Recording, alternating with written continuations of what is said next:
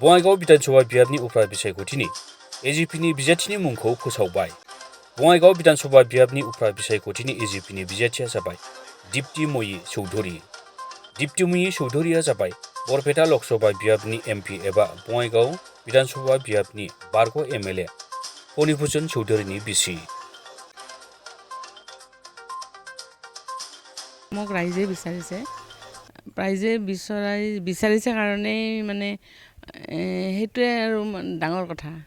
ৰাইজে বিচৰাটোৱে আৰু আহি মোৰ ঘৰত আহি অনুৰোধ কৰিছে চবে। আমাৰ সভা সমিতি পাতিছে, সভা সমিতিৰ সিদ্ধান্ত মৰ্মে মোৰ নামটো তেওঁলোকে বাছি দিছে। তাৰপিছত তেওঁলোকে আহি কৈছে আপুনি হ'ব লাগিব।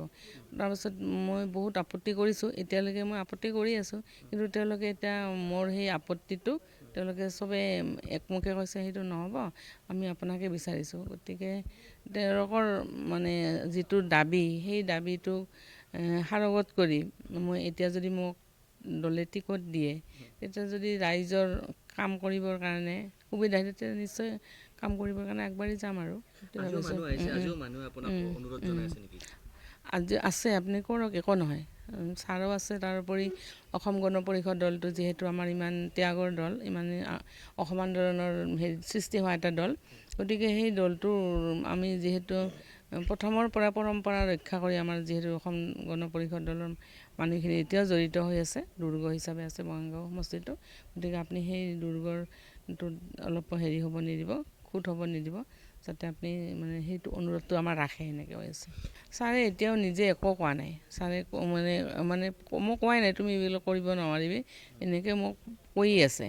ময়ো কৈছোঁ মইতো নোৱাৰিম, মই আচলতে ঘৰত থকাই মহিলাই, গতিকে ঘৰতে কাম চাম কৰি থাকিব আৰু এনেকুৱা আৰু ৰাইজৰ মানুহৰ লগত থাকোঁ অৱশ্যে, যদিও মই ঘৰৰ থাকোঁ, কিন্তু ৰাইজৰ লগত মই সদায় জড়িত হৈ থাকোঁ আৰু ৰাইজৰ লগত যোগাযোগটো মোৰ সদায় থাকে অনবৰতে।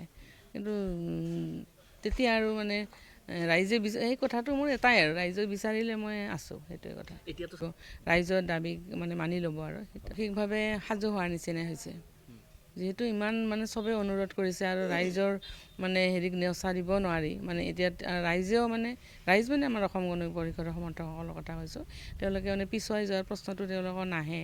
আমি কৈছোঁ, সিহঁতে চবেই কৈছে আমি ইমান দূৰ আগবাঢ়ি আহিছোঁ, এতিয়া আৰু আমি পিছলি নাযাওঁ, পিছমুখ নিদিওঁ, আমি আপোনাক কাৰণে কাম কৰি যাম, এনেকৈ হৈ আছে। মই সেইটো নাভাবোঁ, কিয়নো অসম গণ পৰিষদ দলটো আমাৰ ঘৰৰে, সকলোৱে আমি ঘৰৰে। যিহেতু ময়ো যিহেতু অসম গণ পৰিষদ দলৰ আন্দোলনৰ পৰা অহা এজন ময়ো কৰ্মী বুলি ক'ব লাগিব। মই যিহেতু ছাত্ৰ সন্থা মই কৰিছোঁ, গতিকে মই অসম গণ পৰিষদৰ লগত ওতঃপ্ৰোতভাৱে জড়িত।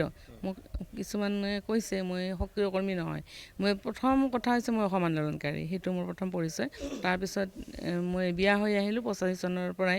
মই যিকোনো নিৰ্বাচনতে হওক, ৰাইজৰ লগতে হওক, মই জড়িত হৈ আছোঁ। সেইটো এটা মোৰ পৰিচয়। কিন্তু যদি তেওঁলোকে ভাবিছে পৰিয়ালকেন্দ্ৰিক, মই পৰিয়ালকেন্দ্ৰিকটো নহয় বুলি ভাবোঁ। এইকাৰণে নহয় বুলি ভাবোঁ কিয়নো অসম গণপৰিষদ এখন আমাৰ ঘৰৰ নিচিনা, এটা পৰিয়ালৰ নিচিনা।